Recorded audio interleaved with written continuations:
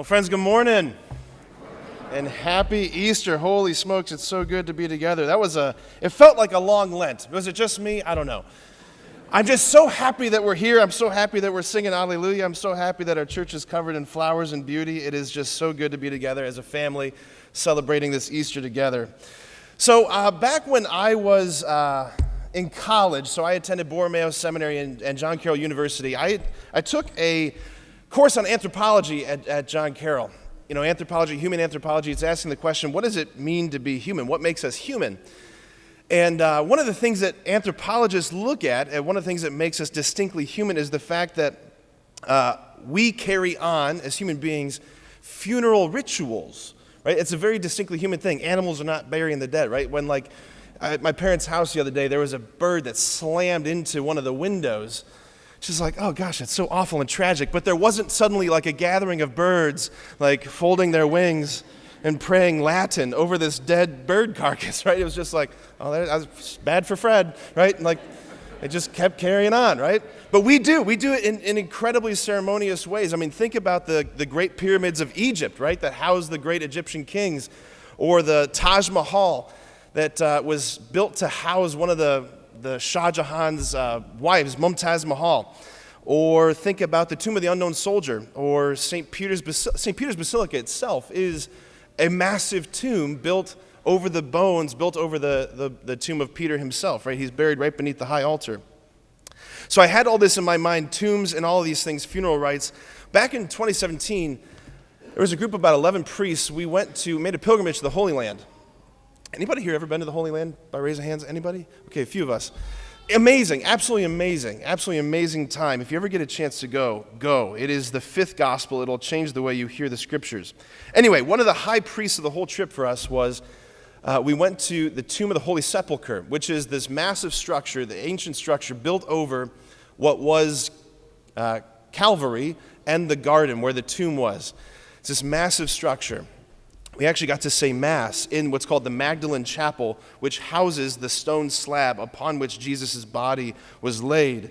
Incredible, incredible things. But here's the thing that struck me about that trip, and in particular that day we went to the Holy Sepulchre, because we went and saw so many sights, so many things. Here's the thing about the Holy Sepulchre. You go inside, you visit this place, and there's nothing inside. You don't seem very impressed. Okay, let me try and make my point. Okay. It's not like the Tomb of the Unknown Soldier. It's not like the Great Pyramids. It's not like the Taj Mahal. It's not like St. Peter's Basilica that houses Peter's relics. There's stuff there. You go to the Holy Sepulchre, you peek inside of a room, you're like, he's not here. There's nothing here. Millions of people, right? This is what struck me. Millions of people, to great personal sacrifice and cost to themselves, millions of people for thousands of years have journeyed, made pilgrimage to this place, this holy site in Jerusalem, to look at nothing. That's extraordinary. That is absolutely extraordinary. There's nothing to look at in the tomb. His relics are not there. His bones are not there. St. Paul put it this way: if Christ is not raised from the dead, your faith and our preaching is in vain. If he's not raised from the dead, this is pretty stupid what we're doing here this morning, right? I'm wearing some pretty silly things if he's not raised from the dead. That nothingness, that emptiness in the tomb, that nothingness is the foundation of Christianity. If you could venerate the bones of Christ, there would be no Christianity. Because, friends, Christianity, our faith is not about ethics in the final analysis. It's not about morals or values or how to be good. That's not what it is. It's about a person. It is about a person who is either alive and accessible or not, and not at all. Pope Benedict put it this way. He said, being a Christian is not the result of an ethical choice or a lofty idea, right? No one thinks their way into being a Christian. He says, being a Christian is the result of an encounter with a person, which gives life a new and decisive horizon and direction. Think of it this way. Being a spouse, being a married person, is not the result of an ethical choice or a lofty idea, right? You don't think, hey, I want to be a spouse. You become a spouse because you've met somebody, right? Another person, you've encountered another person in such a powerful way that they've made a total claim on the rest of your life. That's what a Christian is. It's a person who's met Jesus. If his bones were still in the ground, none of us could be Christians because none of us could have encountered him. You can't encounter dead people. You can't. So what is going on with this story that we proclaim year after year, Sunday after Sunday, this deep mystery of our faith? I want to defamiliarize ourselves a little bit with this story and kind of retell it, what happened. We celebrated on Good Friday that Jesus, he was put to death. He was killed by a professional Roman death squad known as a quattrino in the Latin, a quattrino. They were hand-selected soldiers. They were kind of the more sadistic of the legions, right? They were the ones who kind of were not exactly right in the head. They were specifically chosen to carry out these professional executions. They were strong and brutal men, and they enjoyed the torture that they inflicted on their victims, right? There was a fifth man of this squad. He was called the Exactor Mortis. He was the overseer of the four, and his job was to ensure that these four didn't show any lenience in their punishment of the criminals. The Exactor Mortis, his job was to make sure that the dead man or the condemned man got dead by the end of the day. That was his job.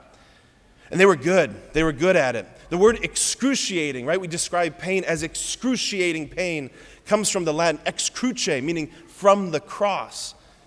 They were really good at inflicting unbelievable pain on someone from the cross.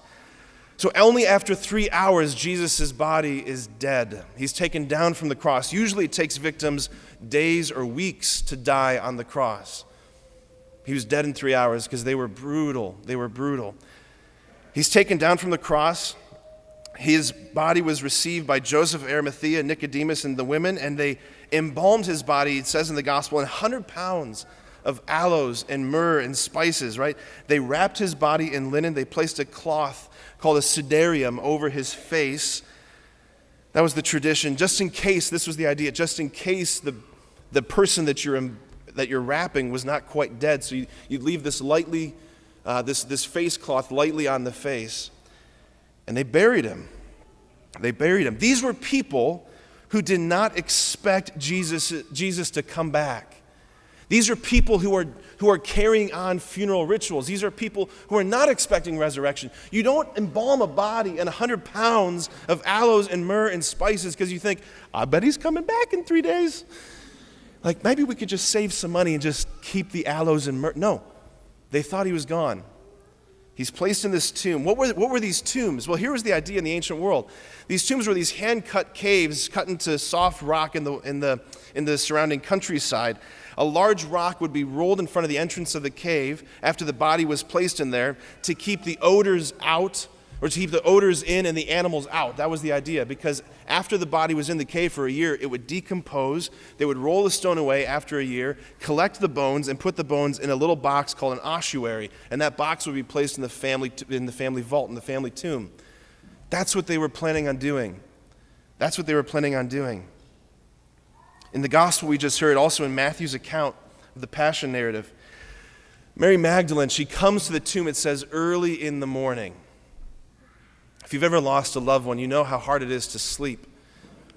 It's probably what was going on. She couldn't sleep. She just couldn't. Her mind was turning it over and over. How could the one who raised the dead be dead?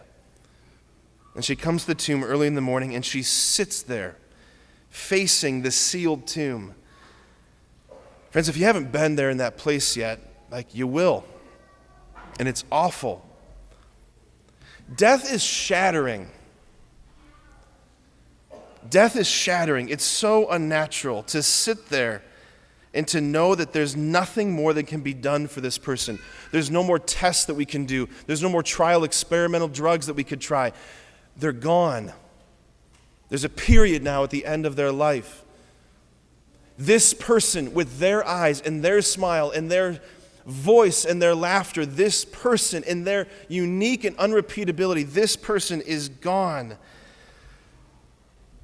Friends, we've had some, like every year as a priest, I mean, one of the most humbling things you get to do is walk with people in the most grief-stricken days. We've had some powerful, unbelievable funerals this year. The loss, oh my gosh.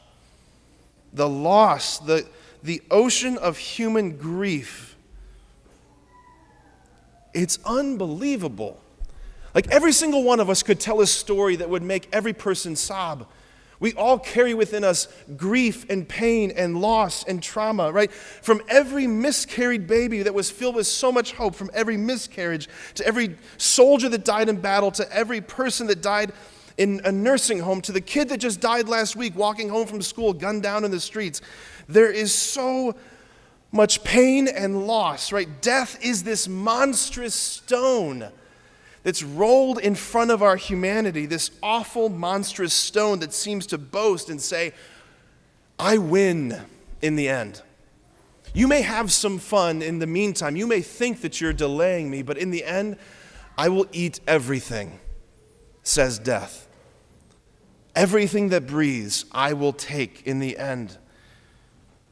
That stone, that's what Mary Magdalene is facing, this stone that cuts us off from those that we love. We're on this side, and they're on that side, and there's no bridging the gap. No one from there comes back. So she comes to the tomb early on the third day, and she comes and she sees the stone rolled away. She sees the stone, the way that the Greek of the gospel renders it, there's this tone of like nonchalance that's just like tossed off to the side. Like you and I, when we get home from church, like you loosen your tie off, you take your tie and you toss it off to the side. You take your t-shirt off, toss it off to the side. Socks. One sock goes here, the other sock, who knows where it goes, right? That's how the stone is just tossed off to the side. It's brushed aside. And she's petrified. She doesn't think, oh my gosh, he's raised from the dead. She's petrified. She thinks that a grave robbery has occurred. So she runs and she tells Simon Peter, they've taken his body. Simon Peter and John, they race to the tomb. They look inside the tomb. And it's what they didn't see that's changed history. They didn't see a body. They saw burial bands still wrapped in the shape of a body, but deflated, as if that body passed right through it, and that sudarium, that face cloth, folded up and placed to the side. Now, if you're a grave robber, would you go through the trouble of unwrapping the body, taking the body, and putting the cloth back in the shape of a body? Especially when you got a Roman legion of guards outside the tomb guarding, and if they failed in their post, they were all going to be executed. Do you think you'd do that? No. What they didn't see changed history. See, what happened to Jesus' body was not resuscitation. It's not like what happened to Lazarus, right? Lazarus came back from the dead, but he was still wrapped in his burial bands. He had to be unwrapped. He died again. What happened to Jesus is something totally different, something totally new. A whole new form of human life opened up, a life that conquers death, a life that pushes that stone off to the side and says, what is death? Death, where is your sting? So here's the question I want to ask for us this morning as we reflect on the resurrection. What does all of this mean for you and I? What does this mean? Friends, we could preach for hours on what this means. I just want to focus in on one thing about what this means for us. It means this, and listen in. It means that our hearts aren't stupid or naive for desiring, for wanting, for longing perfect, endless love. Our hearts aren't stupid or naive for wanting perfect joy and peace and perfect endless life, for wanting those best moments. You know, those moments in life that are so exquisitely good and exquisitely beautiful. You wish you had the remote control of time where you could just say, pause, pause. I want this moment to last forever. We've all tasted these moments at different moments. It was the birth of a child. Maybe it was meeting a spouse, long nights in front of a bonfire with friends, the beauty of a sunrise. I don't know what those moments are for you, but we all have these moments where we wanted to pause life and say, I want this to last forever.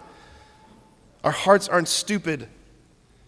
I was thinking of how I can explain this. This is the best way I know how to explain this, and stay with me. This might sound weird. I have a very intense love-hate relationship with springtime. Okay, and not just because of the allergies, okay? I have a very intense love-hate relationship with springtime. I love, in a way I can't even describe, trees in bloom, flowers in bloom. when the crocuses and the daffodils, when they all start popping, and the crabapple trees and the magnolias, when the things are blooming and bursting. I'll drive in my car. I was with Deacon Rich the other day. We were driving, and I was literally moaning seeing these blooming trees, right? The Summit, right? You drive down Summit, you see the things are starting to pop. But I also hate it in a way I can't describe. Like these flowers, I love these Easter flowers, right? You come in the church, you smell it, it's glorious. I love you, flowers. But I also hate you because in just days, you're going to be wilting. Maybe I'm crazy. I don't think I'm the only one, but there's a part of me that literally hates this. I hate that there's beauty that doesn't last. I hate this. I hate it so much. These buds that are so beautiful, they awaken this thing in me, but I know it's not permanent, right?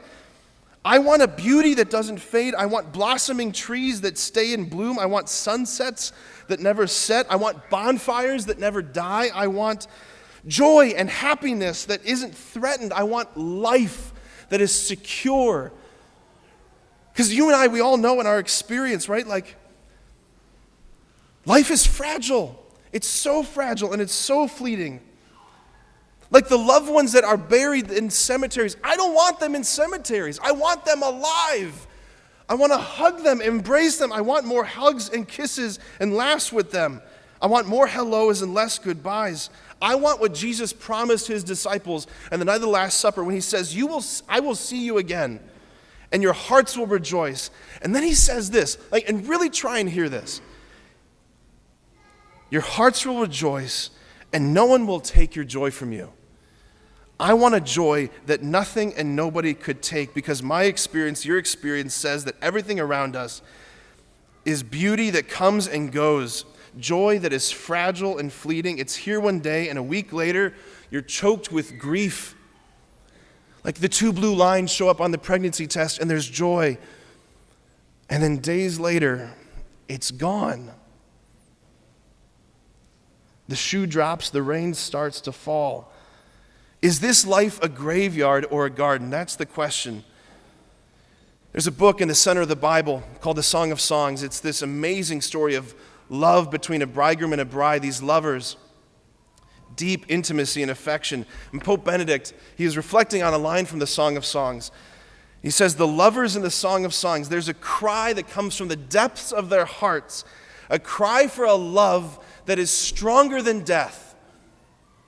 He says this, quote, this boundless demand of the human heart, which he calls eros, which is this Greek word that means longing, this longing and desire for a beauty that doesn't fade, a love that doesn't fade. He says this cry of eros brings us to the basic problem of human existence.